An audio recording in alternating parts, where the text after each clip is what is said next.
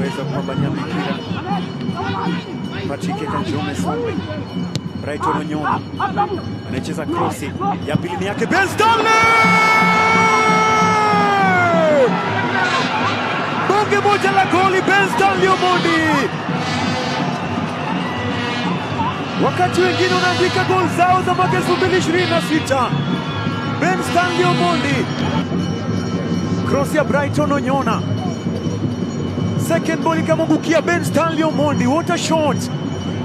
Shuti la kufa mtu, alijinyoosha Collins Omondi, lakini wapi, akaipiga na baba dance kumwenzi le patron mwenda zake Raila Amolo Odinga.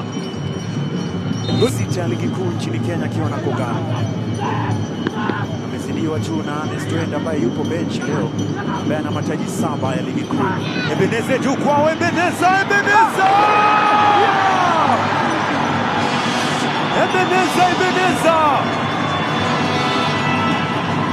ni dedication yake Ebeneza kwa baba na mama yake mzazi, wote inashuka.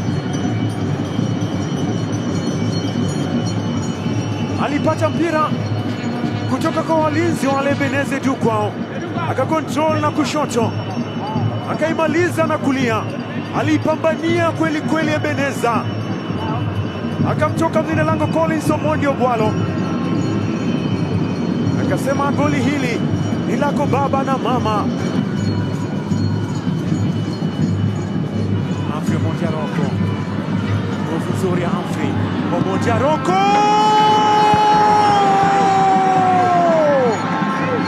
Humphrey Omondi Aroko on fire and unstoppable.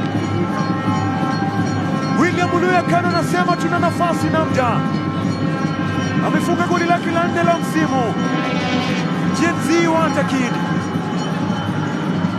Humphrey Omondi Aroko alichukua mwenyewe. Humphrey Omondi Aroko alidribble na uzuri kwa space ile, akaachia fataki ya chini kwa chini na kushoto, ikampita Van Omondi ambaye alikuwa menaro. Humphrey Omondi Aroko strikes again. Mwisho wa siku ataicheza za fupi Brighton, anacheza ya chini kwa chini Brighton, nafasi nzuri Samuel Kapen,